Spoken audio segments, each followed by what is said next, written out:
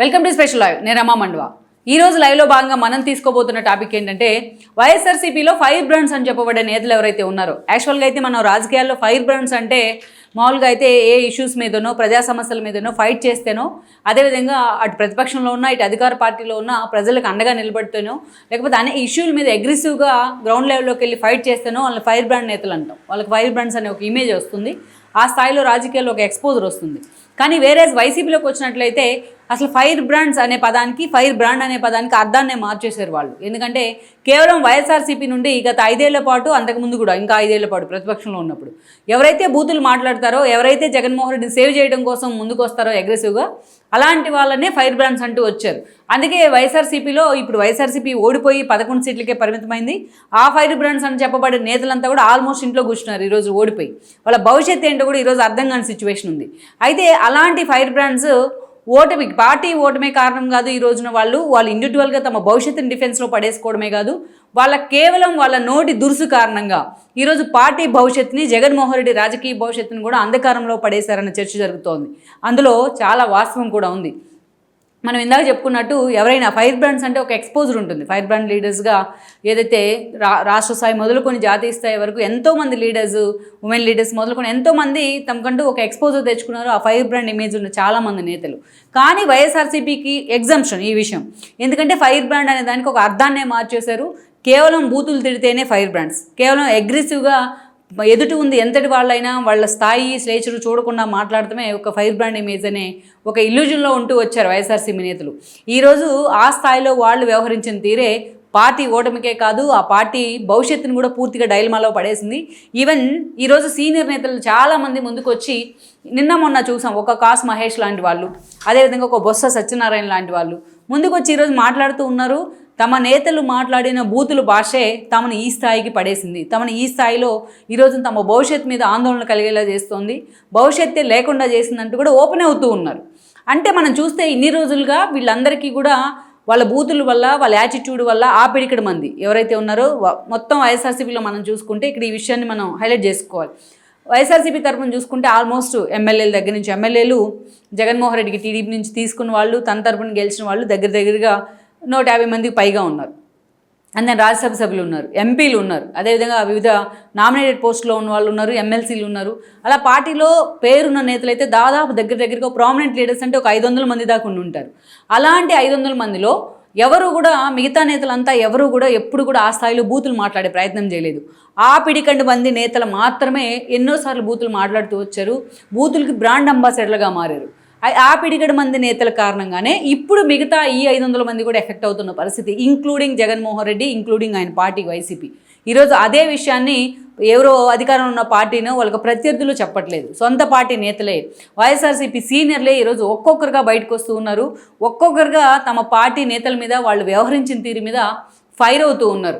ఈరోజు వాళ్ళే తమ బూతుల భాషను ఎండార్స్ చేస్తూ మాట్లాడటం వల్లే, వెనక ముందు ఆలోచన చేయకుండా బూతులు మాట్లాడటం కారణంగానే ఈ రోజుల్లో వైఎస్ఆర్సీపీతో పాటు జగన్మోహన్ రెడ్డి కూడా ప్రజల్లో చులకనైపోయారనే చర్చ జరుగుతోంది. ఇక్కడ చూసినట్లయితే మనం ఆ స్థాయిలో ఫైర్ బ్రాండ్స్ నేతలు, బూతులు మాట్లాడే నేతలు, వైఎస్ఆర్సీపీ నేతల గురించి చెప్పుకోవాలంటే ముందుగా చెప్పుకోవాల్సింది రోజాని. అండ్ దెన్ ఈ లిస్టులో కొడాలి నాని, వంశీ, అదేన్ గుడివాడ అమర్నాథ్ లాంటి వాళ్ళు, అంబటి రాంబాబు లాంటి వాళ్ళు, అనిల్ కుమార్ యాదవ్ లాంటి వాళ్ళు చాలామంది ఉన్నారు. రోజాని తీసుకుంటే మనం ఎన్నోసార్లు చెప్పుకున్నాం, ఆమె ఫ్లాష్ బ్యాక్ ఏంటని మనకు తెలిసిందే. టీడీపీ నుంచి వైఎస్ఆర్సీపీలోకి ఎంట్రీ ఇచ్చున్నారు. 2014లో ఎమ్మెల్యేగా గెలిచారు, 19లో గెలిచి ఎమ్మెల్యే కాదు ఏపీఐసీ చైర్పర్సన్ పదవి కూడా పనిచేశారు ఆవిడ. ఆ తర్వాత మంత్రి కూడా అయ్యి ఉన్నారు. బట్ అదే స్థాయిలో తాను ప్రతిపక్షంలో ఉన్నా, తన పార్టీ ప్రతిపక్షంలో ఉన్నా, తన నోరు మాత్రం గట్టుదగిన గోదావరి అని చెప్పుకోవాలి. అటు ఎదురుగా ఉంది ప్రతిపక్ష నేత, లేకపోతే సుదీర్ఘ రాజకీయ చరిత్ర చంద్రబాబు నాయుడు, లేకపోతే ఆయన వారసుడైన లోకేష్, లేకపోతే ఆయన ఫ్యామిలీ మెంబర్స్ అయిన ఒక భువనేశ్వర్ కానీ, బ్రాహ్మణి కానీ, అలా ఎవరిని వదిలిపెట్టకుండా రోజా టార్గెట్ చేసిన తీరు, ఇక ఏకంగా పవన్ కళ్యాణ్ మీద ఆమె ఒంటికాలికి వెళ్ళిన పరిస్థితి, ఆ స్థాయిలో ఆమె సోషల్ మీడియా ఆ స్థాయిలో ఆమె టార్గెట్ చేస్తుంటే అటు జనసేన, ఇటు టీడీపీ సోషల్ మీడియా కూడా ఆమె టార్గెట్ చేసే ప్రయత్నం చేశారు.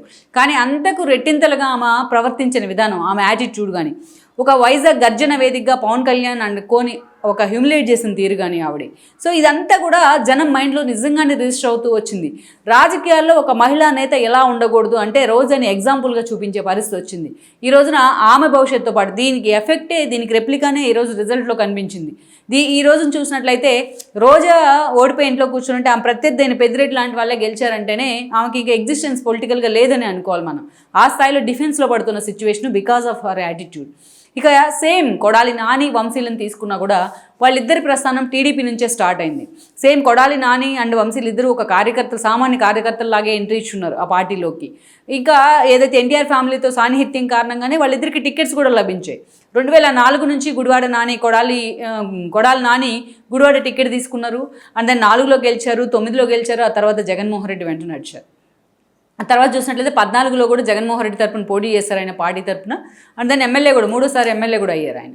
ఇక సేమ్ అదే స్థాయిలో రోజా కంటే 2 ఆకులు ఎక్కువే చదివాను అన్నట్టుగా కొడాలి నాని వ్యవహరించిన తీరు, పార్టీ ప్రతిపక్షంలో ఉన్న అటు రోజాతో సహా కొడాలి నాని వీళ్ళిద్దరూ కూడా జగన్మోహన్ రెడ్డిని సేవ్ చేసేందుకు వ్యవహరించిన తీరు మాత్రం నిజంగా ఎన్నోసార్లు వాళ్ళ మీద అసహ్యాన్ని అయితే కలిగజేసింది.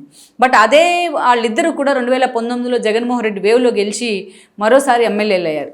అలా ఎమ్మెల్యే అయ్యారో లేదో కొడాలి నానికి మంత్రి పదవి ఇచ్చారు. ఏపీఐసీ చైర్పర్సన్గా రోజా కూడా అయ్యి ఉన్నారు.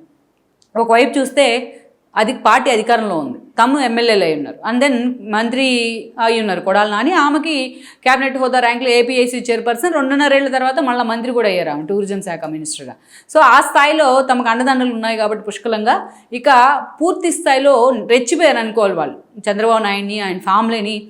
రాజకీయాల్లో విమర్శలు అనేవి సర్వసాధారణమే, కానీ వ్యక్తిగత దోషణలు అనేవి, వ్యక్తిగతంగా ఎదుటి వాళ్ళని ఒక హ్యూమిలేట్ చేయడం అనేది, ఒక బూతులతో మాట్లాడడం అనేది ఎక్కడ కూడా అలాంటిది గతంలో ఈ జనరేషన్కి చెందిన వాళ్ళు కూడా చాలామంది చూసుంటారు అలాంటివి.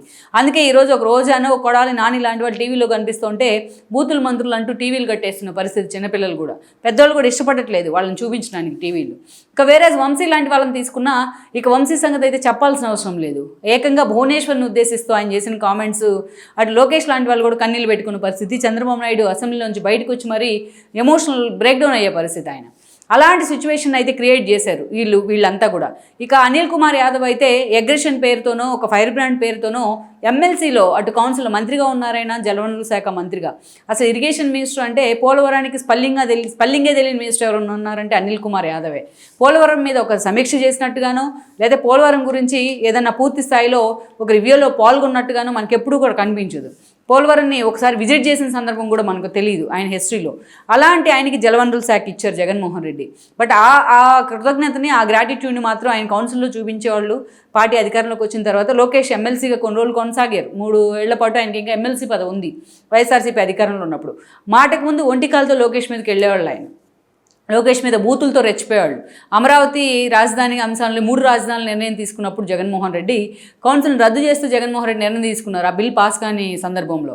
అలాంటి సందర్భంలో ఇక లోకేష్ మీద ఏకంగా దాడికే వెళ్ళిన సందర్భాలు ఉన్నాయి. ఆయన అసలు ఎందుకు మాట్లాడతాడు, ఏం మాట్లాడతాడు, సమయం ఏంటి, సందర్భం ఏంటి అనకుండా అనిల్ కుమార్ యాదవ్ లాంటి వాళ్ళు మాట్లాడిన తీరు మాత్రం నిజంగానే ఈ రోజున అనిల్ కుమార్ యాదవ్ భవిష్యత్తే కాదు, అసలు అనిల్ కుమార్ యాదవ్ని జగన్మోహన్ రెడ్డి కూడా కన్సిడరేషన్ కింద తీసుకుని పరిస్థితి ఏర్పడింది.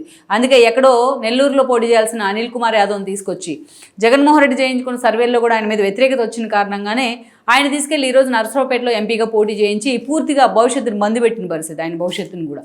ఇక ఇదే కోలోకి వచ్చేవాళ్ళంటే ఒక అంబటి రాంబాబు, అనిల్ కుమార్ యాదవ్ని పక్కన పెట్టిన తర్వాత అంబటి రాంబాబుకి ఇరిగేషన్ మినిస్టర్ ఇచ్చారు. ఆయన ఈవెన్ ఓడిపోయిన తర్వాత రీసెంట్గా కూడా మీడియాతో మాట్లాడుతూ అసలు పోలవరం సబ్జెక్ట్ నాకే ఇప్పుడు దాకా అర్థం కాలేదని మాట్లాడుతున్నారు. ఎవరు కూడా పుట్టుకతోనే ఎవరు పండితులు కారు. కనీసం ఆ శాఖ తనకు అప్పగించినప్పుడన్నా ఆ శాఖ మీద కొంచెం పట్టు తెచ్చుకునే ప్రయత్నం చేస్తారు. కొంతమంది ఎవరైనా అధికారులతో కూర్చుని దాన్ని స్టడీ చేసే ప్రయత్నం చేస్తారు. దాని స్వరూపం ఏంటి, అసలు పోలవరం జీవనాడి ఎలా అయింది ఏపీకి అనేది కొంచెమన్నా అవగాహన కలిగించుకునే ప్రయత్నం చేస్తారు. దానికంటే కూడా మిగతా విషయాల మీదే అంబటి రాంబాబు ఫోకస్ పెట్టే ప్రయత్నం చేశారు. కేవలం మంత్రి అన్న హోదా తప్ప ఈ రోజు కూడా ఆయన పోలవరం గురించి నాకు తెలియదు అంటున్నారంటేనే చిన్నపిల్లలు కూడా నవ్వుకుంటున్న పరిస్థితి ఉంది. ఇక వేరే గుడివాడ అమర్నాథ్ విషయానికి వచ్చినట్లయితే, గుడివాడ అమర్నాథ్ గౌతమ్ రెడ్డి చనిపోయిన తర్వాత అందులోకి క్యాబినెట్ ఎక్స్పాన్షన్ జరిగింది. ఈ క్రమంలోనే ఐటీ అండ్ పరిశ్రమల శాఖ మంత్రిగా గుడివాడ అమర్నాథ్ని నియమించారు జగన్మోహన్ రెడ్డి.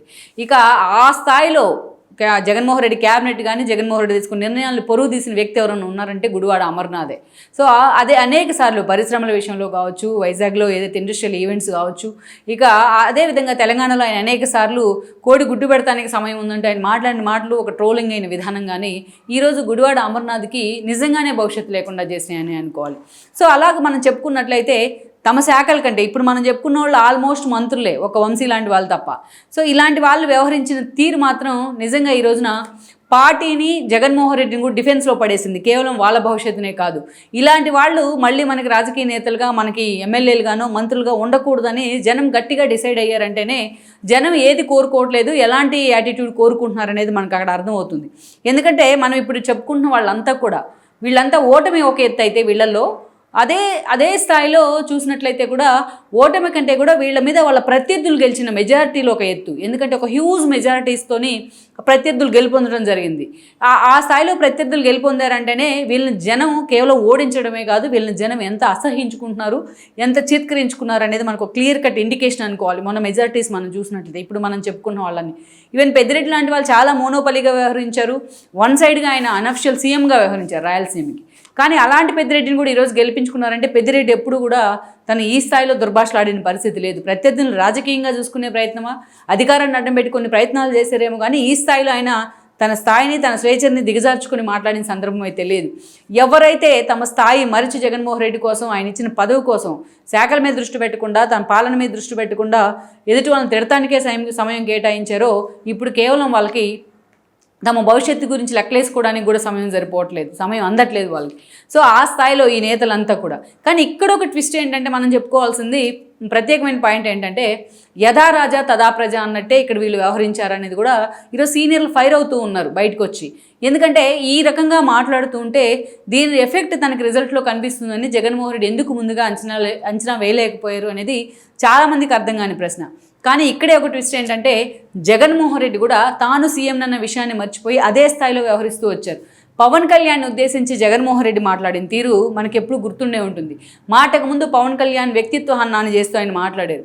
మాటకు ముందు పవన్ కళ్యాణ్ పెళ్లిళ్ళ గురించి మాట్లాడారు. మాటకు ముందు పవన్ కళ్యాణ్ దత్తపుత్రుడు అంటూ కూడా మాట్లాడారు. అలా అనేక రకాలుగా పవన్ కళ్యాణ్ హ్యూమిలేట్ చేసే ప్రయత్నం చేశారు ఆయన. బటన్ నొక్కే కార్యక్రమం ప్రభుత్వ కార్యక్రమం అది. ఆ ప్రభుత్వ కార్యక్రమానికి వెళ్ళినప్పుడల్లా చంద్రబాబు నాయుడిని, పవన్ కళ్యాణ్ని అనేక సార్లు ఆయన ప్రభుత్వ ఆర్గనైజింగ్ వేదికల మీద నుంచి కూడా టార్గెట్ చేసే ప్రయత్నం చేశారు. ఇక చంద్రబాబు నాయుడు, లోకేష్ని అనేక రకాలుగా హ్యూమిలేట్ చేసే ప్రయత్నం చేశారు జగన్మోహన్ రెడ్డి. చంద్రబాబు నాయుడు ముఖం చూసి రాష్ట్రానికి పరిశ్రమలు వస్తాయా అంటూ కూడా మాట్లాడారు.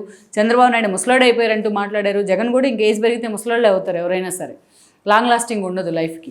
సో అలా జగన్మోహన్ రెడ్డి ఒక హ్యూమిలేట్ చేసిన విధానం కాబట్టి ఆ స్థాయిలో జగన్మోహన్ రెడ్డి మాట్లాడుతున్నారు.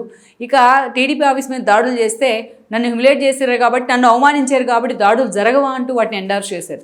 అసెంబ్లీ వేదికగా భువనేశ్వర్ని అవమానిస్తుంటే పగలబడి నవ్వుతూ ఉన్నారు. సో ఇలాంటివన్నీ కూడా ఈరోజు దానికి రిజల్ట్ ఏంటనేది మనకు కళ్ళ ముందు కనిపించింది. అయితే ఒక ట్విస్ట్ ఏంటంటే జగన్మోహన్ రెడ్డి ఆ స్థాయిలో వాళ్ళని ప్యాంపర్ చేసిన విధానం కానీ, జగన్మోహన్ రెడ్డి తమను ఎక్కడా కంట్రోల్ చేయట్లేదు కాబట్టి ఆయన అండ చూసుకుని వీళ్ళు విచ్చలవిడిగా రెచ్చిపోయిన తీరు కానీ ఈ రోజున పూర్తిగా వైఎస్ఆర్సీపీ భవిష్యత్తుని, ఆ జగన్మోహన్ రెడ్డి భవిష్యత్తుని అయితే డిఫెన్స్లో పడేసింది అని అనుకోవాలి. డిఫెన్స్లో పడ్డారు కూడా వాళ్ళంతా. ఈరోజు వైసీపీ చూసినట్లయితే దానికి భవిష్యత్తు లేని సిచ్యువేషన్ ఉంది. టీడీపీలోకి, జనసేనలోకి వెళ్దామంటే అక్కడ స్పేస్ లేని సిచ్యువేషన్ ఉంది. అలాగని బీజేపీలోకి వెళ్తామంటే అటు బీజేపీ టీడీపీతో పొత్తుల్లో ఉంది, కూటమిలో ఉన్నారు వాళ్ళు ముగ్గురుని. అదేవిధంగా కాంగ్రెస్కి వెళ్దామంటే కాంగ్రెస్ విభజన ఇష్యూస్ నుంచి ఇంకా కోలుకోలేని పరిస్థితి ఉంది రాష్ట్రంలో. అలా ఏ పార్టీలో వాళ్ళకి స్కోపు లేదు, పార్టీలోకి వెళ్ళాలన్న ఆ స్థాయిలో వాళ్ళకి రెడ్ కార్పెట్ పరిచే సిచ్యువేషన్ లేదు. అందుకే ఈరోజు సీనియర్లు చాలామంది, ఒక కాస్ మహేషే కాదు, ఒక బొత్స లాంటి వాళ్ళు, ఈవెన్ వాళ్ళల్లో కూడా కొంతమంది బయటకు వచ్చి మాట్లాడుతున్నారు. తాము వాడిన బూతుల భాషే, చంద్రబాబు నాయుడు మీద ఉన్న కన్సర్నా, చంద్రబాబు నాయుడు అరెస్ట్ లాంటి ఒక కారణాల, జగన్మోహన్ రెడ్డి చేసిన విధ్వంస పాలన 5 ఏళ్ల పాటు ప్రతిపక్షాల టార్గెట్కి ఒక హ్యూమిలియేషన్ చేసిన తీరా, లేకపోతే ఆయన సంక్షేమానికే పెద్దపీట అనుకుంటూ కూడా జనాన్ని, పార్టీని గాలికి వదిలేసిన తీరా, ఇవన్నీ కొన్ని కారణాలుగా అయ్యుండొచ్చు. బట్ వీటన్నిటికంటే మేజర్ కారణం ఏంటంటే ఇంకా చూసినట్లయితే సొసైటీలో ఎలాంటి వాళ్ళు మంత్రులుగా, ఎమ్మెల్యేలుగా ఉండకూడదు అనడానికి ఈ ఓటమి ఒక నిదర్శనం అని అనుకోవాలి మనం. సో ఆ స్థాయిలో వాళ్ళ బూతుల భాష, వాళ్ళు వాడిన బూతుల భాష అయితే పనిచేసింది. ఈరోజు వైఎస్ఆర్సీపీలో ఇంటర్నల్గా కూడా ఇదే చర్చ హాట్ టాపిక్ అవుతుంది. కాస్ మహేష్ లాంటి కొంతమంది బయటకు వచ్చి కూడా ఓపెన్గా మాట్లాడుతూ ఉన్నారు. జగన్మోహన్ రెడ్డి తీరుని కూడా వాళ్ళు తప్పుపడుతూ ఉన్నారు. నిన్నటిదాకా జగన్మోహన్ రెడ్డి ముందు మాట్లాడడానికి భయపడి నేతలంతా ఈ రోజున ఆ పిడికడి మంది కారణంగానే మేము ఓడిపోయామంటూ కూడా బయటకు వచ్చి ధైర్యంగా గొంతు విప్పుతూ ఉన్నారు. జగన్మోహన్ రెడ్డి పార్టీ పెట్టిన కొత్తలో ఆయన వెంట నడిచిన వాళ్ళలో చాలా మందికి ఎలాంటి పదవులు కూడా దక్కలే. ఒక శ్రీకాంత్ రెడ్డి కానీ, ఒక కోరుముట్ల శ్రీనివాస్ లాంటి వాళ్ళు కానీ. సో అలాంటి వాళ్ళు ఎప్పుడు బయటకు వచ్చి బూతులు మాట్లాడిన సందర్భాన్ని అయితే మనం చూడం, అటు అసెంబ్లీలో కానీ ఇటు బయట కానీ. ఆ పిడికెడు మంది మాత్రమే జగన్మోహన్ రెడ్డి ఎంటర్టైన్ చేశారు. ఆ పిడికెడు మంది కారణంగానే ఈరోజు మొత్తం అందరూ 175 మంది ఓడిపోయి ఆల్మోస్ట్ 165 మంది ఓడిపోయి ఇంట్లో కూర్చున్న పరిస్థితి అయితే ఉందనుకోవాలి. సో ఓవరాల్గా మనం చూసినట్లయితే కూడా ఇలాంటి సిచ్యువేషన్కి కారణం జగన్మోహన్ రెడ్డి వాళ్ళని ప్యాంపర్ చేసిన కారణంగానే, ఎలాంటి వాళ్ళు రాజకీయాల్లో ఉండొద్దు అనడానికి ఒక సోఫిస్టికేటెడ్ ఎగ్జాంపుల్గా వీళ్ళు నిలిచారని అనుకోవాలి. లెట్స్ సీ మరి ఇలాంటి రాజకీయాల తర్వాత అయినా ఇప్పటికైనా తమ యాటిట్యూడ్ని వాళ్ళు మార్చుకునే ప్రయత్నం చేస్తారా, మళ్ళీ తిరిగి పశ్చాత్తాపంతో అయినా మళ్ళీ రీవ్యాంప్ అవుతారా అనేది మనం చూడాల్సింది. ఈ వీడియో మీకు నచ్చినట్లయితే please share, like and subscribe R24 Telugu.